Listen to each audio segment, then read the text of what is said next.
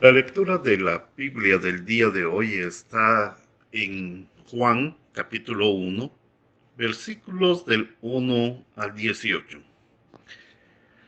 Y la palabra de Dios dice así: En el principio ya existía la palabra, y aquel que es la palabra estaba con Dios y era Dios. Él estaba en el principio con Dios. Por medio de él, Dios hizo todas las cosas. Nada de lo que existe fue hecho sin él. En él estaba la vida, y la vida era la luz de la humanidad. Esta luz brilla en las tinieblas, y las tinieblas no han podido apagarla. Hubo un hombre llamado Juan, a quien Dios envió como testigo para que diera testimonio de la luz y para que todos creyeran por lo que él decía. Juan no era la luz, sino uno enviado a dar testimonio de la luz. La luz verdadera que alumbra a toda la humanidad venía a este mundo. Aquel que es la palabra estaba en el mundo, y aunque Dios hizo el mundo por medio de él, los que son del mundo no lo reconocieron. Vino a su propio mundo, pero los suyos no lo recibieron. Pero a quienes los recibieron y creyeron en él, les concedió el privilegio de llegar a ser hijos de Dios. Y son hijos de Dios no por la naturaleza ni los deseos humanos, sino porque Dios los ha engendrado. Aquel que es la palabra se hizo hombre y vivió entre nosotros. Y hemos visto su gloria, la gloria que recibió del Padre por ser su Hijo único, abundante en amor y verdad. Juan dio testimonio de él diciendo: Este es aquel a quien yo me refería cuando dije que el que viene después de mí es más importante que yo, porque existía antes que yo. De su abundancia todos hemos recibido un don en vez de otro, porque la ley fue dada por medio de Moisés, pero el amor y la verdad se han hecho realidad por medio de Jesucristo. Nadie ha visto jamás a Dios. El único Hijo que es Dios y que vive en íntima comunión con el Padre es quien nos lo ha dado a conocer. Amén. La gracia y la verdad. En Juan del capítulo 1, del 1 al 9. Cuando uno está predicando o está haciendo constantemente predicando, se encuentra con varias sugerencias para poder ayudarle a uno a preparar los sermones. Empecé a pensar en este sermón hace un par de semanas cuando leí el comentario de Randy Alcorn en su libro La gracia y la verdad, una paradoja. No la quise dejarla así, sino busqué el significado de paradoja que nosotros pudiéramos entender un poquito más. Y es la gracia y la verdad, una rareza. La lectura nos dirige hacia una pregunta muy personal. ¿Qué debe usted perseguir o qué debemos perseguir? ¿La gracia, la verdad o ambas? Esta es una pregunta válida para todo cristiano, ya que la verdad sin la gracia cultiva la justicia propia o por su mano. Entonces entramos en un legalismo extremo. Por el otro lado, la gracia sin verdad cultiva el engaño y se inclina más a ser una persona moralista y separa lo que es de una buena actitud el sector de la Biblia. ¿Es posible abrazar ambas con equilibrio? Sí, Jesús lo hizo. El autor ofrece una lista sencilla pero profunda de esos dos puntos, destinada a comprobar nuestra semejanza a Cristo. Al final afirma: no necesitamos escoger entre gracia y verdad, ya que necesitamos las dos para ser igual a Jesús. Y para que la gente vea entonces a Jesús en nosotros, es necesario desarrollar la gracia y la verdad. Con toda razón o no, todos, a cada uno de nosotros nos es más fácil escoger cualquiera de las dos. También es cierto que nadie puede obligarnos a realizar más allá de lo que deseamos hacer. Y el hacer un poco también es agradable, es bueno, ya que nos hace salir de lo común. Por ello, muchas veces hemos estado de un lado u otro, de gracia sin verdad y verdad sin gracia.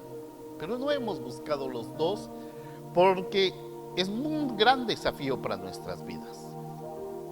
Sin embargo, lo que pretendo esta tarde, noche y mañana es utilizar estos dos conceptos en la Biblia. Para comenzar es estudiar cómo la gracia y la verdad se nos revelan en toda la Biblia.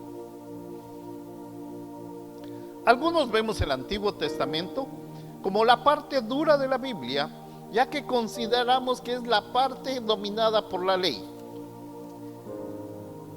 y por la verdad. En esa parte solo vemos a un Dios de ira, porque Dios muestra esa ira cuando el pueblo o sus seguidores rompen con la ley. Por el otro lado, el Nuevo Testamento lo vemos como un libro diferente que habla de gracia o amor expresado en Jesucristo. Cada de estas parciales visiones son peligrosas. ¿Por qué? Estas ideas establecen a Dios como siempre cambiante, en lugar de un siempre verdadero Dios, un constante Dios, siempre el mismo Dios de ayer, hoy y siempre. En un sentido sin querer, se pone a Jesús en contra del Padre, como si Jesús tuviera que corregir los errores que se cometieron en el Antiguo Testamento. Asimismo, sugiere que realmente solo necesitamos tener en cuenta el Nuevo Testamento porque vivimos en gracia. Otros incluso van a reducir todo esto a solo lo que Jesús dijo, y eso es lo que debemos hacer. Para entender un poquito más este mensaje, elegí leer Éxodos esta mañana para mostrar la gracia y la verdad que se establecieron en el Antiguo Testamento. En Éxodo 34 del 6 a 7 leemos acerca de Dios, que dice así, el versículo 6: pasó delante de Moisés diciendo en voz alta: el Señor, Señor, Dios tierno y compasivo, paciente y grande en amor y verdad, por 1000 generaciones se mantiene fiel en su amor y perdona la maldad, la rebeldía y el pecado, pero no deja sin castigo al culpable.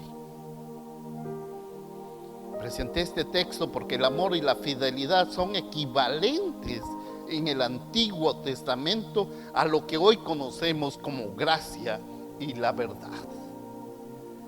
Pero pastor, Señor que predica, ¿qué es gracia? Como yo escucho en mi iglesia o en diferentes iglesias, hay un sinfín de conceptos, pero yo quisiera escoger este. La gracia es toda expresión de amor inquebrantable de Dios y que no merecemos. Se nos dio la ley para evitar excesos. Se nos envió profetas para prevenir o llamarnos atrás o de arrepentirnos. Se nos contó que Dios se enojó con nosotros cuando nos equivocamos, como lo hace un padre.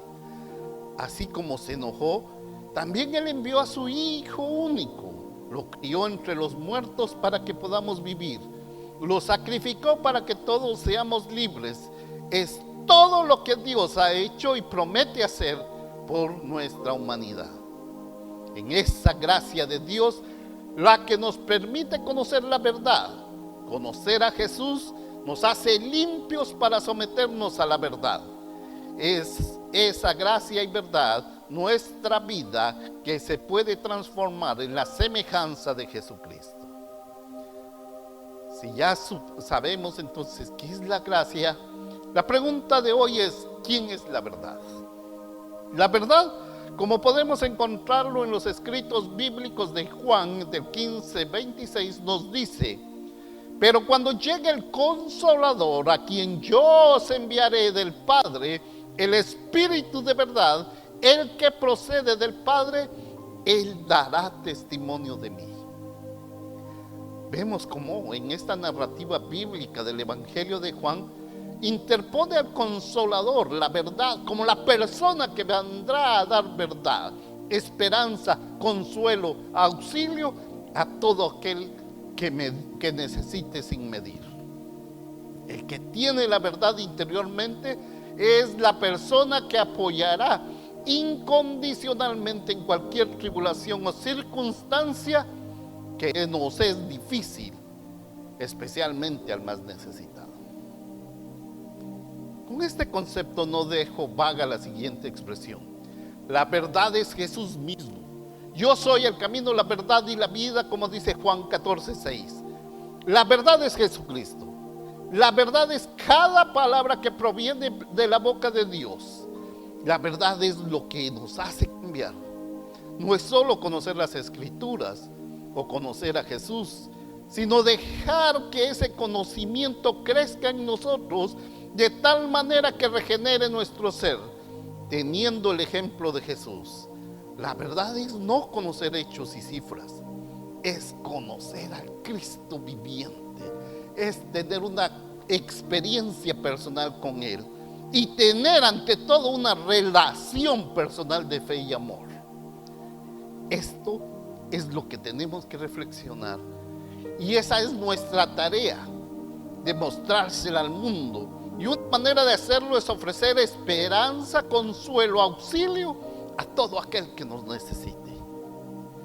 La verdad también incluye que nos crió, nos redimió, también nos conoce y nos ama. Se relaciona con nosotros por su pura verdad y gracia. Además, una de las cosas asombrosas que Dios ha hecho es escribir la verdad en nuestros corazones.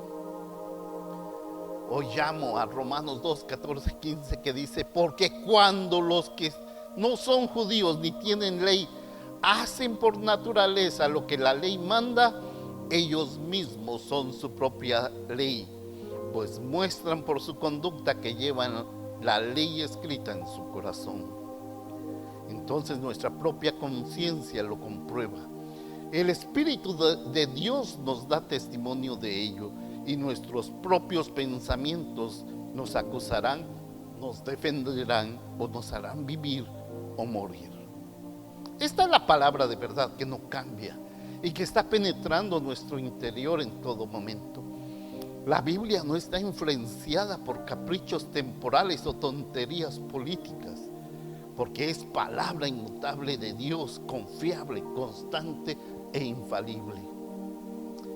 Entonces aterricemos en nuestra lectura de hoy, el único lleno de gracia y verdad. El Evangelio de Juan dice que Jesús está lleno de gracia y verdad, la plenitud de Dios. Jesús revela el carácter relacional de Dios, o sea, la manera en que Dios se relaciona con los hombres, o que está disponible a relacionarse con cada uno de nosotros. Dios está lleno de lealtad y confianza, lleno de favor y consistencia, lleno de amor, lleno de misericordia, lleno de gracia y lleno de verdad.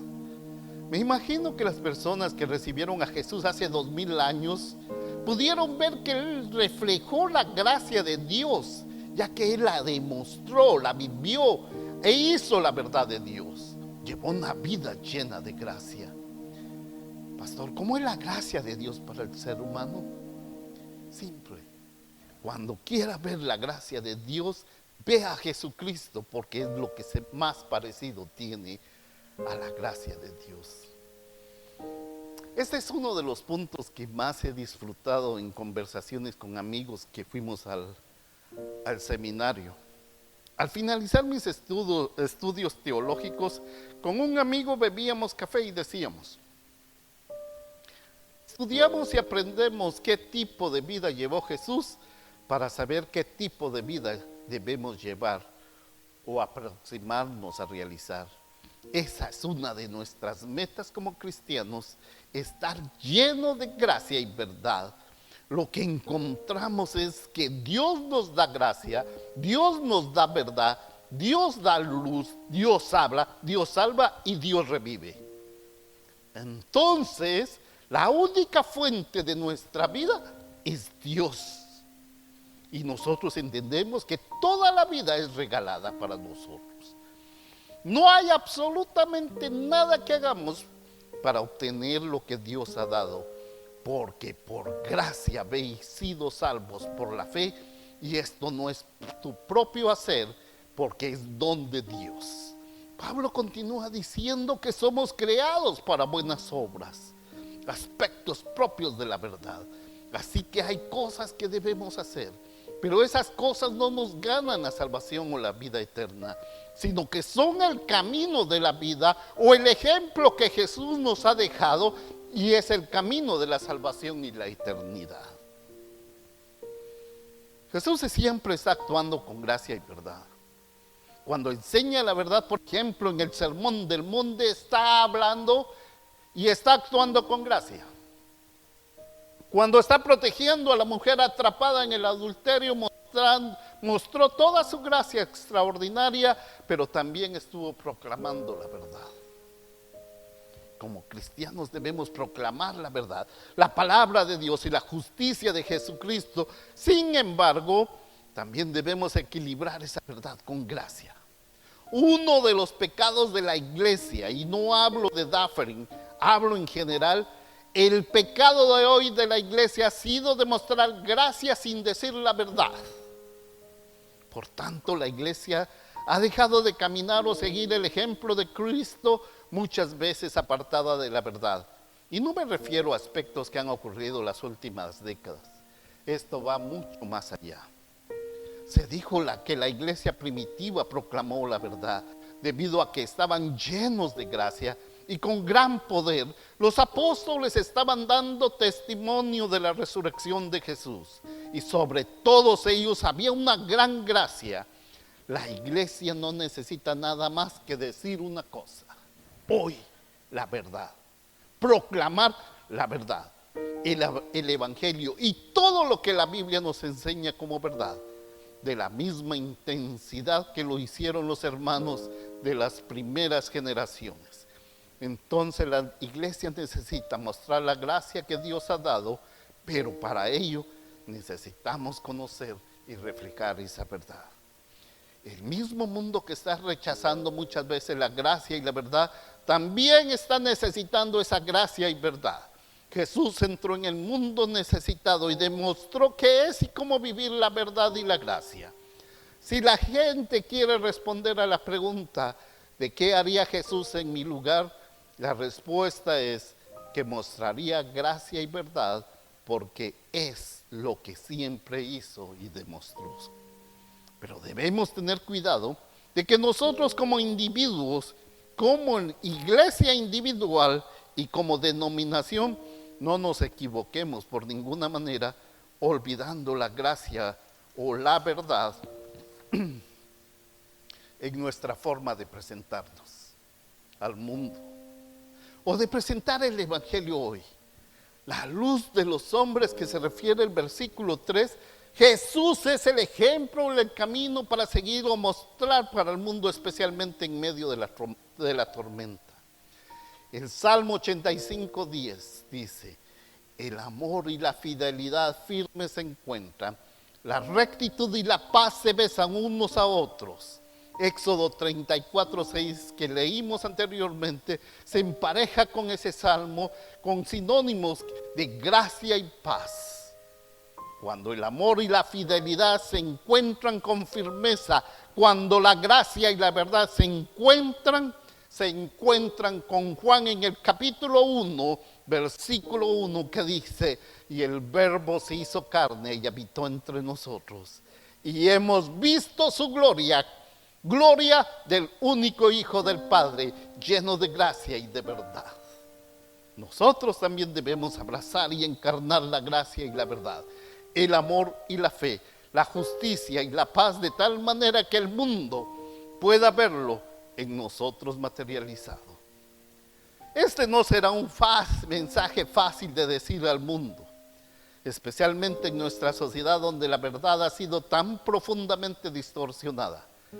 Puede ser que nos cueste mucho, pero eso es exactamente lo que Jesús dijo a los discípulos y nos ha dicho a cada uno de nosotros.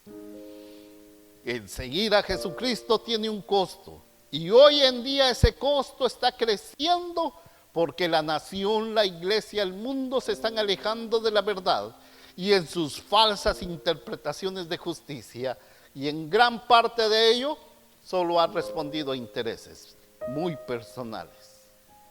Lo mejor es preparar nuestra vida en la gracia y verdad, es decir, seguir la luz de aquel que es plenamente gracia y verdad. Solo por su poder y bondad veremos el cumplimiento del propósito de Dios en nuestras vidas y en este mundo. Vamos a orar. Gracias, Padre, porque aún por las malas noticias y todo lo que nos dicen alrededor del mundo, tenemos el placer de estar aquí al frente en este templo, dirigiendo este servicio, Señor, que llega a cada uno de los hogares, a cada una de las pequeñas iglesias donde 4, 3, 2 personas están reunidas escuchando este servicio que tiene como objetivo engrandecer tu nombre. Gracias, Señor, porque nos sentimos privilegiados de poder movernos, poder venir, estar sanos, estar con una gran satisfacción de que tú has acompañado nuestras vidas en cada momento. Ahora, Señor, pon tus manos de sanidad con los enfermos. Protege a los que están en la línea del frente. Y asimismo, Señor, que cada uno reciba tu paz y tu bendición siempre. Ahora, hermanos y hermanas, que la paz de Dios, que sobrepasa todo entendimiento, guardará vuestros corazones y vuestros pensamientos en Cristo Jesús, ahora y siempre. Amén.